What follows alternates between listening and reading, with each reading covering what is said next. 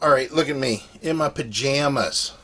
Because some of you guys like to hear me rant. Well, I'm going to rant because I am sick and tired of hearing this stuff. What have you been up to? I've been riding on a daydream. We're getting ready to go to bed, and I thought, you know what, I'm going to flip through a few videos. And as I'm sitting in the chair, relaxing, getting ready for Betty Bye, Heidi's back here reading through a lot of your guys' comments and, of course, responding to them. I happen to flip on a video, and it says something to the effect in the thumbnail that people are going to be quitting RVing. If somebody is on this platform on YouTube like we are, and they are putting out information that is not firsthand, it's irresponsible journalism. There is no journalistic integrity going on.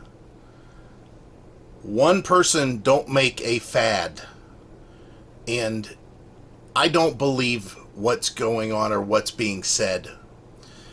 We were in the peak of camping season this last year. We traveled 36 states. 36 states in, I don't know, how long was that, Hyde? 3 months? A little bit more than that. You know, we spent 3 months in Florida over the winter. Yet we still seen 36 states, some of them multiple times, and stayed a lot of the times at campgrounds. And a lot of them were not ones that we made reservations at, or if we made reservations, it was basically, hey, we're heading in that direction, let's give this place a call and see if we can get in. Or, we're heading in this direction, let's go ahead and look at Thousand Trails and see if there's a park we might be able to get into. We didn't have reservations months ahead of time. We didn't have reservations weeks ahead of time in almost all of our stays. And guess what happened? We got to stay pretty much anywhere we wanted to go. Now, don't get me wrong, there wasn't like one park in particular that we were dead set on and we had to go there and that one only. If you've got this limited view and you want to stay at, for example, like in our case, let's say we lived in Northeast Ohio still, and we wanted to go to West Branch on 4th of July weekend, or West Branch on any weekend, and we wanted a full hookup site in the loop that has the full hookup sites, the chances of that are slim to none whatsoever. You have to be flexible. This has been going on for a long time at West Branch. You know why? It's a popular place.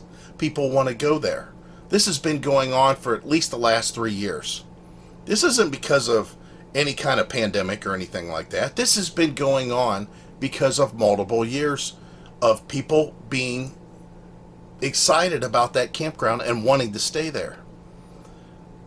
So if you are dead set on one little campsite at a certain block of time, 2 weeks in a certain part of the year, there could be a chance you're not going to get in there, especially if you're trying to get a specific site or your rig's so big that it won't fit anywhere else.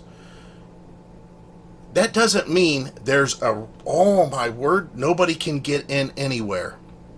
Listen, I'm going to tell you what I said on the live chat the other night. The whole reason the Thousand Trails Adventure program was put together, let me rephrase that, one of the main reasons is because the Encore Parks, which that adventure program opened up availability to where you could stay longer, you can reserve earlier or at a longer span. So instead of a 60-day reservation window, you can do 90-day reservation window.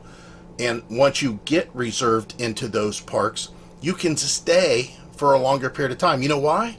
Because they're having a hard time keeping the Encore Parks filled. That's why. You don't believe me? Let me tell you how bad it was, or how they're concerned about it. Encore sent out an email to anybody that was a Thousand Trails member and said, do we have a deal for you? So September, October, November, December of 2021, and we're right in the middle of that right now. Right now. They said that any of the parks, any of the Encore parks that's in Arizona for those months. Now, granted, September in Arizona is pretty hot. I mean, that's a hot month still. October, still pretty hot too, but November and December, it's perfectly feasible. We were there in the middle of the summer. Those 4 months, it's $8.99 to stay at those campgrounds. $8.99. Did I say $8.99 a month? No, that's $8.99 for 4 months. You have to pay for electricity, but 4 months, $8.99. Are you kidding me? Does that sound like a campground or a park system that's having a problem getting people in? No, it sounds the exact opposite. We traveled 36 states. Some of these states were multiple times. We went from Ohio to Florida, Florida back to Ohio, but a different route. We took then and went Ohio to South Padre Island.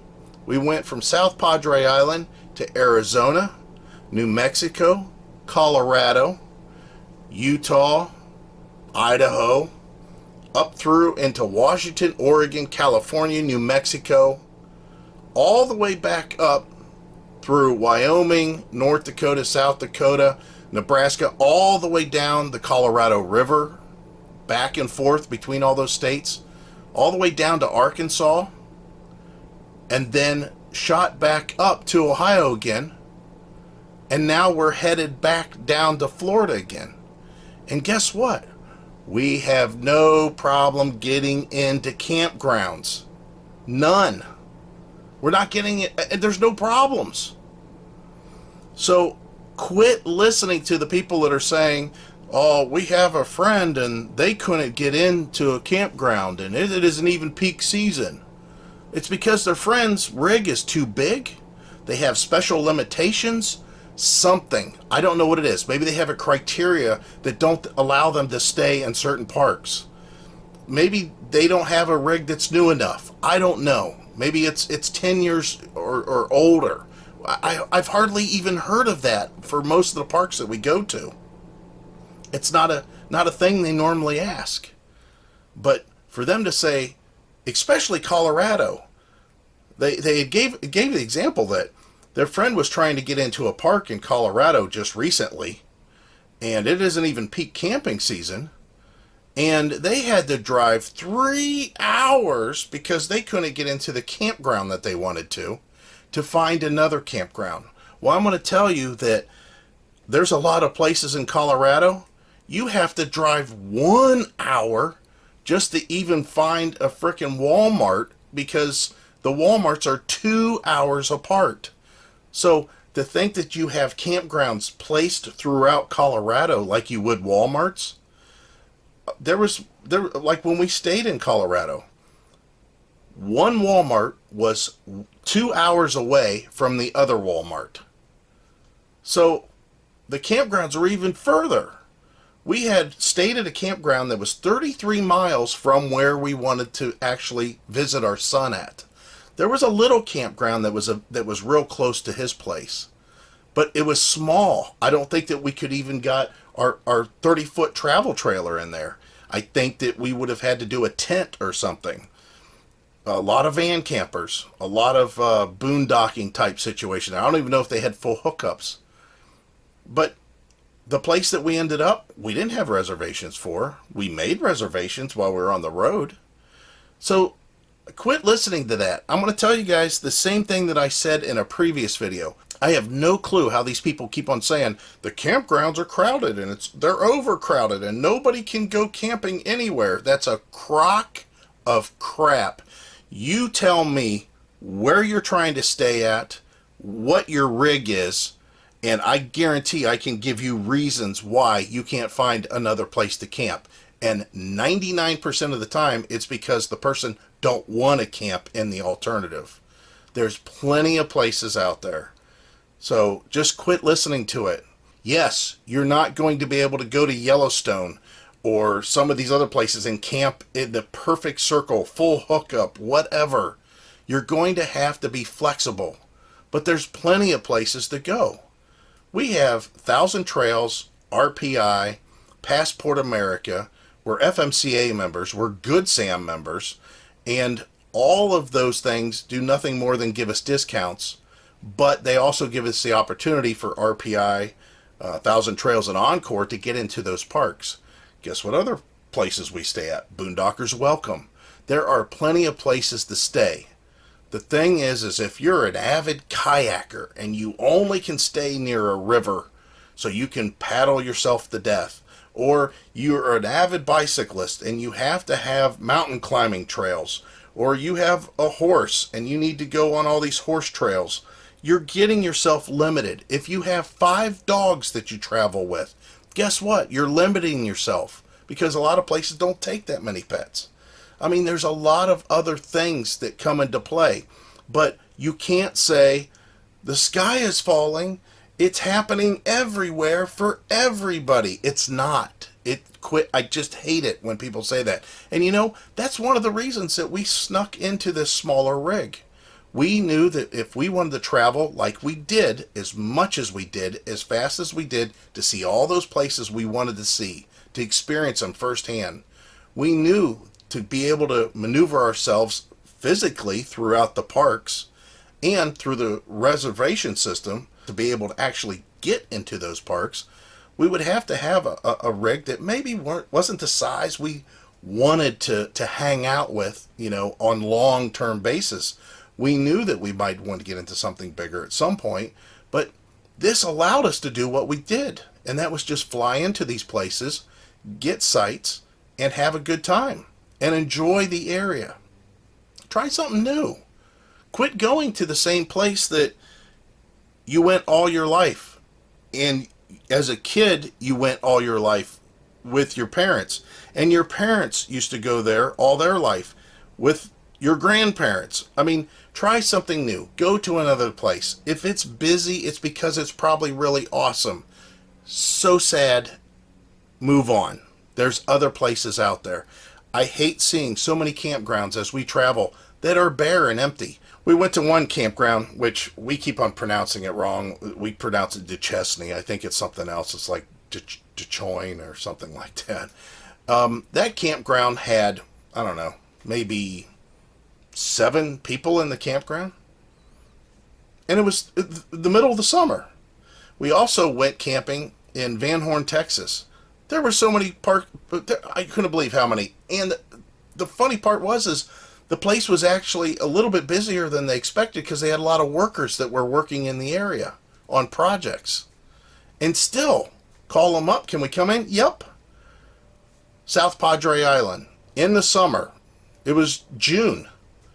Guess what? We called up. We drove down. We had a reservation. Not only that, but there was a park up the street at KOA. There was openings there too. Whoa, sounds like that this is much. We're not even going to areas that are undesirable. We stayed everywhere we wanted.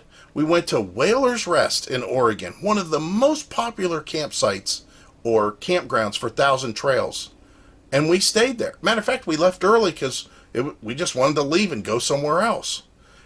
I mean, it's crazy to think that. We were in one of the most beautiful places in Washington. We rode our bikes down to the river. I mean, it was just awesome. And guess what? Hello? Yeah, we wanted to know. Can we come in? You got reservations, we can make for maybe a week, 3 days, whatever? Yeah. Come on in. We got room. So we did.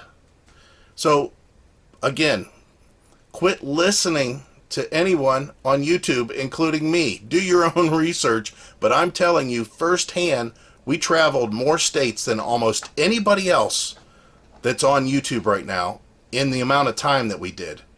There's nobody else that this last year traveled as much as we did in our RV. I'd be shocked if I hear differently. I mean, we're pulling a travel trailer and we did 22,000 miles in a very short time. And we covered a lot of states. You see our map back here. Everything's covered except for Michigan, which we'll eventually get there, and the New England states, with the exception of Pennsylvania, Virginia, Maryland. We've been in those states. We did all that in a very short time. And we stayed everywhere we wanted to stay because we were flexible. If we were told no, we would just pick another place. So when I say we stayed everywhere we wanted to stay, it's because our wants weren't determined by one set rule, one set location, and that was it. And if they said no, I say, oh, it's horrible. We're having this huge problem trying to get into parks everywhere we go. We were rarely told no. And we had a great time in a lot of different parks. We experienced a lot of different things. Some of them free due to our membership. I shouldn't say free. Some of you guys don't like that. But nonetheless, some of them we didn't pay for when we stayed on a nightly basis. Some of them were reduced rates. They were $10 a night. Some of them were $20 a night. Some of them were Boondockers Welcome. It was nothing a night. Some of them were truck stops we just stop in overnight, which aren't campgrounds, but nonetheless, it would allow us to get to the next place that we would want to stay at.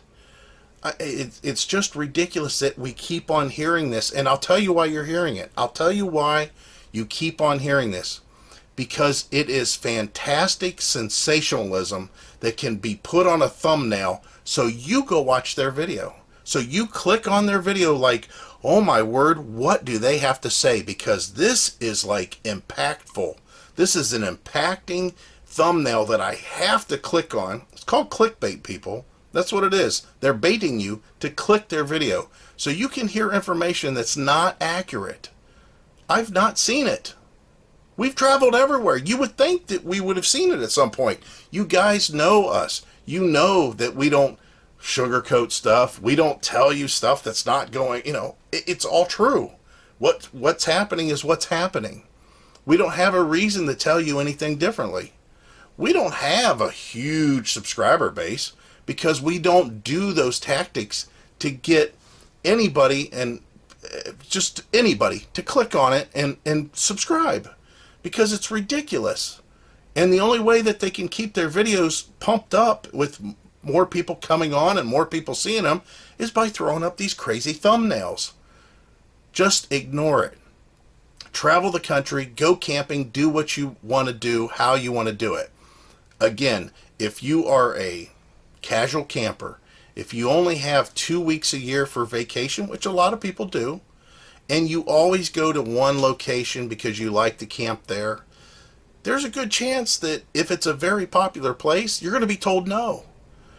That's no reason to say, oh, this is unbelievable, because there are a whole slew of places that are still saying yes. You just have to change what you're doing. Why would anybody think you wouldn't have to change the way that you're RVing when everything about the industry and the economy and the climate that we're in, I'm talking about actually the weather climate, talking about all the fires out west, but also the climate, the political climate, all this, the social climate, everything has changed drastically in the last 5-10 years. Why would you think that you have to keep this one thing the same? Why would you think it would stay the same? It's not. It's not the same. So please, there's nothing wrong out there. There's plenty of places. Go have fun. This went on longer than I wanted to. Good night.